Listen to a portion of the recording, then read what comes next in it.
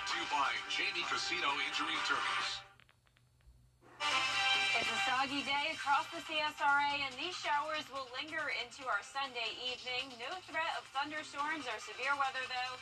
We'll be back to sunshine quickly tomorrow. I'll have all those details coming up. Right now on News Channel 6 at 6, how you can keep your family safe from Christmas tree disasters this holiday season. We have those details. And we learn about the journey of a local podcaster and how his work is teaching others more about the Garden City. Your News at 6 starts right now. Live from Television Park, this is WJBF News Channel 6 at 6. Good evening, everyone. I'm Renetta Dubose, and thank you for joining us. Coverage you can count on begins tonight with an arrest of an Augusta man in Columbia County. Grovetown police reports 34-year-old Andrew James Summers traveled to that area to meet with a 14-year-old for sexual activity. Authorities say Summers knowingly talked to the child through a social media app. Instead, it was a Grovetown investigator with the GBI, Internet Crimes Against Children Task Force. He tried to meet the kid and sent photos of himself, and when he showed up, he was arrested. Summers is charged with enticing a child for indecent purposes and possession of a firearm as a felon. The search continues for a missing Aiken County mom. The family tells News Channel 6 that there is now a $5,000 reward for information leading to the location of Jamila Smith. Now, the 30-year-old was last heard from Saturday, December 2nd, around 7 p.m. Aiken County authorities say Smith made a 911 call that night saying her ex-boyfriend showed up at her Jackson, South Carolina home, and she ran down the street to get away from him. Her ex, 34-year-old Daniel Harmon, was arrested in North Augusta and charged with kidnapping and domestic violence. A private investigator can be contacted at 855-218-7772 or contact the Aiken County Sheriff's Office with any information you have about Jamila Smith. Doctors Hospital and the Augusta Fire Department gave a first-hand look at what could happen to a Christmas tree if it is not cared for correctly. A demonstration was held to show the damage a Christmas tree could bring. Emergency management leaders say if you are not careful, your tree could go up in flames. Their advice? Select the freshest tree, have adequate amount of water, a fire extinguisher, and unplug lights at night. Doctors also say be careful in the kitchen too.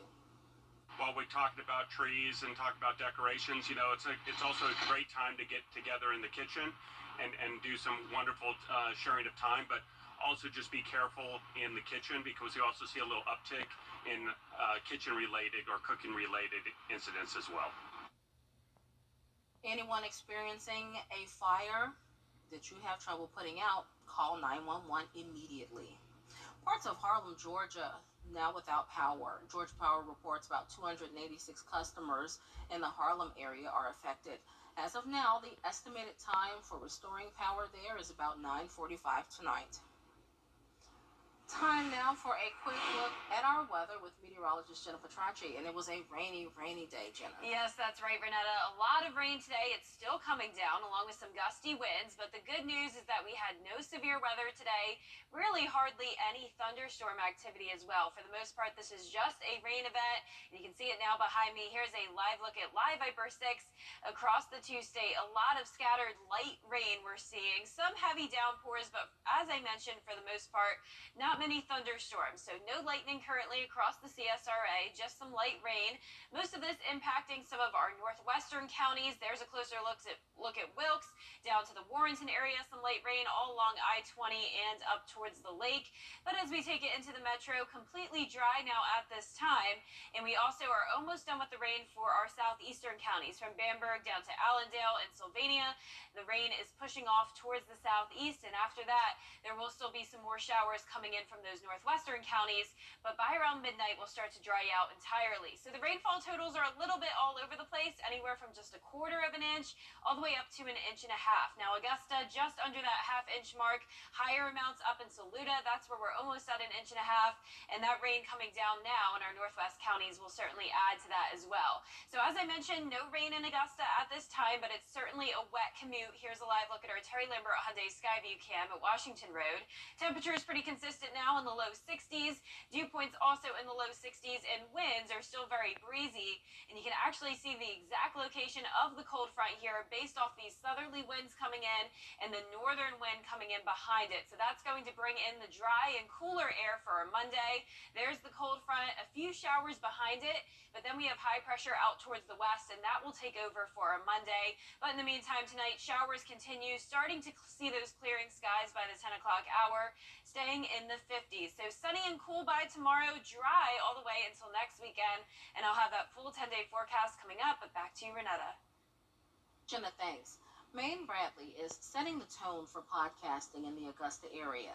News Channel 6's Carlton T. Clay sits down with the creator and host of the More Than the Masters podcast. Hello, everyone. Welcome to Celebrate Black Excellence. I am your digital host, Carlton T. Clay. My next guest, this is a treat to have right here on the Celebrate Black Excellence desk. I have the founder and the host of More Than the Masters podcast, Maine Bradley. How you doing today, sir? How you doing, man? I'm doing good. How you doing? I'm doing good. I can't complain, man. Good. Trying to get like you. Appreciate you being here on Celebrate Black Excellence. Let's get started. How did you get into podcasting? At the time, it was just something I picked up. Like I listened to a few podcasters at the time that were doing it. It wasn't a thing. Never heard of it before, but I liked it. Like there was genuine conversation. They didn't seem as like they were professional speakers, and they interviewed. I liked how they painted pictures through their interviews. The conversation they was having is like barbershop talks, sort of kind of, but like I was still learning from it, and I was like, I want to do this. I think I can do this. I want to talk to people, and I want to have like genuine conversations about things that matter, and kind of like learn at the same time. Yeah. Now, you chose the name of your show is More Than the Masters. Why did you pick that title for the podcast? It was really hard because, like, you know, me being from New York and then living down here for the time I lived down here, I wanted to kind of join the best of both worlds. You know, the city me, but also the part of me that lived in the South for a while and have manners and things of that nature. And only thing I could think of was my people back home. Every time I tell them that I live in Augusta, they think about rattlesnakes and dirt roads, and that wasn't a thing. It wasn't a thing no more. Right. So I said, well, what is Augusta known for? Of course, you got James Brown, you know, but I was like the Masters, and I wanted to show that Augusta was more than just that, because a lot of people that I was catering to don't know anything about the Masters at all. So yeah, that's how it came about. What words of advice can you give someone who wants to get into podcasting or want into the art, as you would say, of podcasting? Be true. Be true to what you want to do. Be willing to work. Be okay with failing. Be okay with an episode not doing what you wanted to do. Because sometimes it happens. Like the episode you pick that you think is going to be, I got one. It don't be that one. It may feel like that in a moment, but it's not that one. It don't translate to ads or sponsorships or you moving ahead or you feeling like people know me more now. That's the advice I would give. Hey, that's some good words of advice, for sure. Every now and then I sprinkle a little bit. Every now and then I got a little sprinkle, you know what I'm saying? I can't. Man, thank you for being here. Thank you, man. Thank you for having me. No problem. We definitely celebrate you. This is Celebrate Black Excellence, so we definitely want to celebrate you. So appreciate you, man. I appreciate you. No problem. All right, everyone. I am Carlton T. Clay, and this is Celebrate Black Excellence, where we celebrate Black excellence every day. Have a good one. We celebrate you, Maine, and thank you, Carlton, for that report.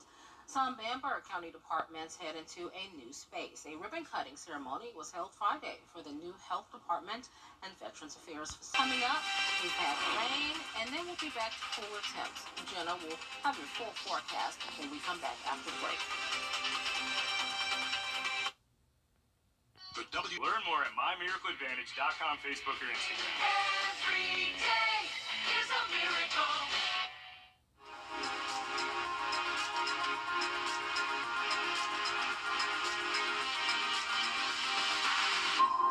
Yeah, it's real.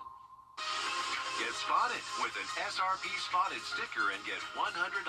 That's right, it's that easy. Get your SRP Spotted sticker or magnet from any SRP location and you could be spotted and win $100. Follow us on Facebook for even more chances to win with Spot Me SRP. Good things are happening at SRP. Ozempic, Wegovy. Now, your most accurate forecast with WJBF Live 5 for 6. It sure has been a soggy Sunday. We've been dealing with this on and off light rainfall for the majority of today, and we've even had some heavier downpours at times. You may have heard some thunder earlier this morning. That's when the strongest part of this system came through, but now just some leftover rainfall we're dealing with as the cold front heads through the CSRA. So here's a closer look. Notice our western counties getting hit with that light rain. A bit of a break across the central portion of our area, including the metro, and more rain further towards the southeast. But anywhere from Washington up to Lincolnton, McCormick, down to Warrenton, just some light rainfall, really nothing heavy at this time. And notice the lightning counter is at 0. So the metro is getting a break for now, but all this rain to the northwest will be headed in that direction. And we also have those showers anywhere from Bamberg down to Screven County, pushing off towards the southeast. But that rain up north will continue to impact everyone the rest of tonight as well. So until around midnight, we have for the rest of the rain to get through.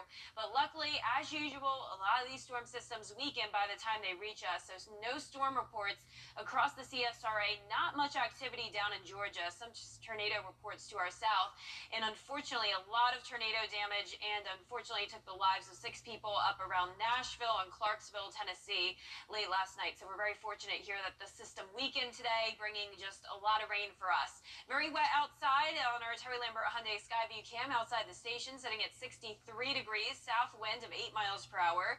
Temperatures are a bit cooler towards the west. That's that colder air moving in behind the cold front.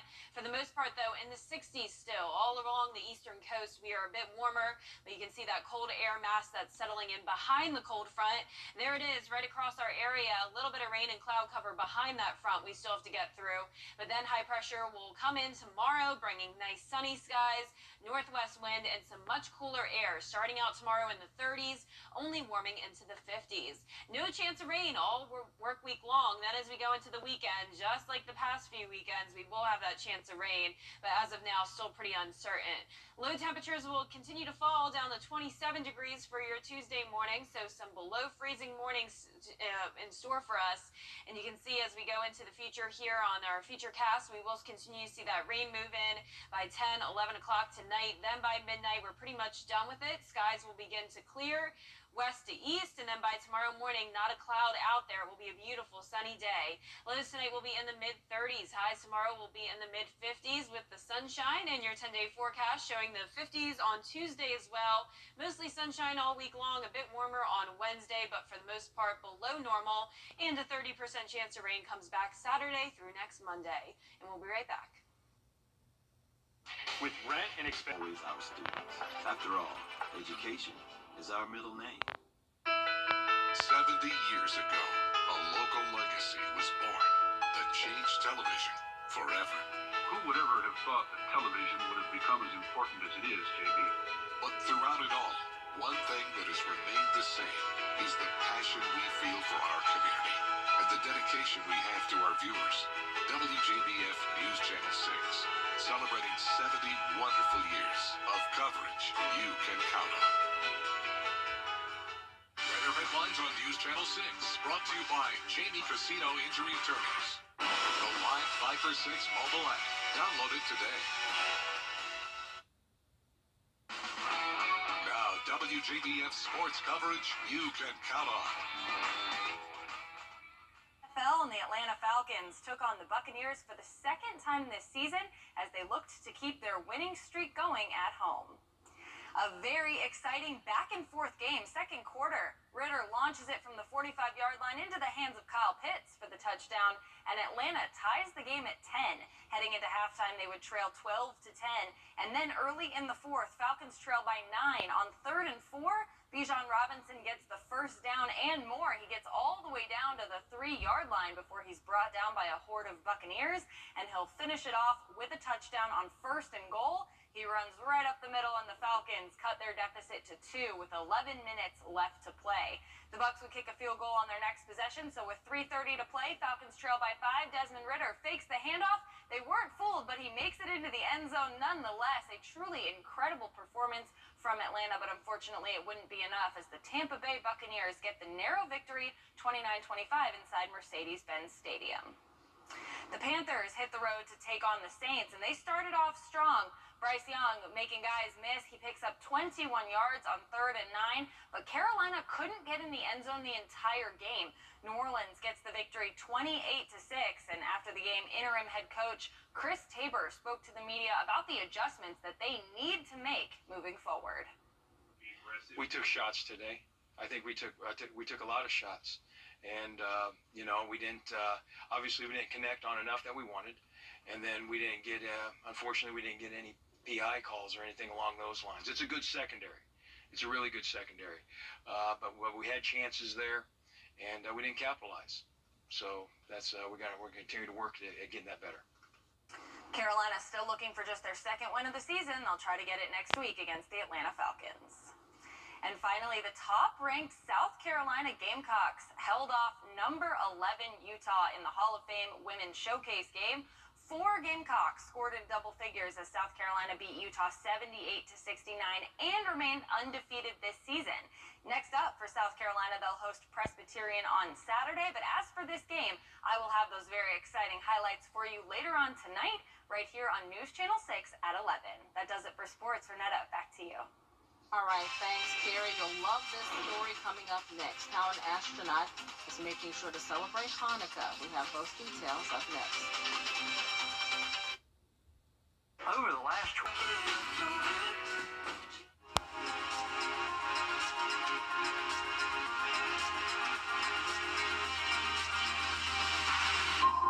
Yeah, it's real.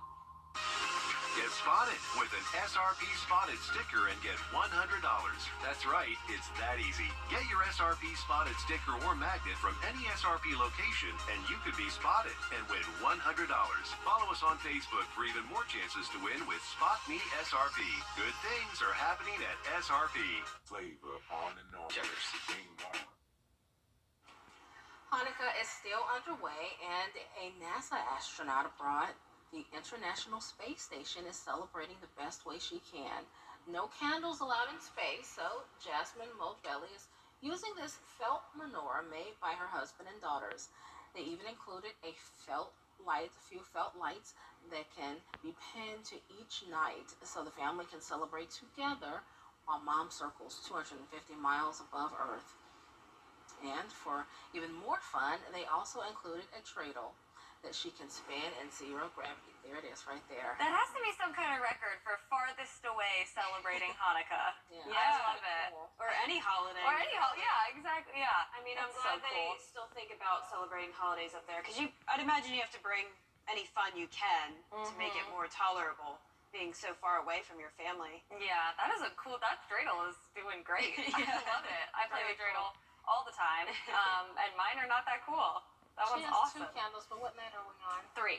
1, 3. Okay, so this was yesterday. Yes. Very cool.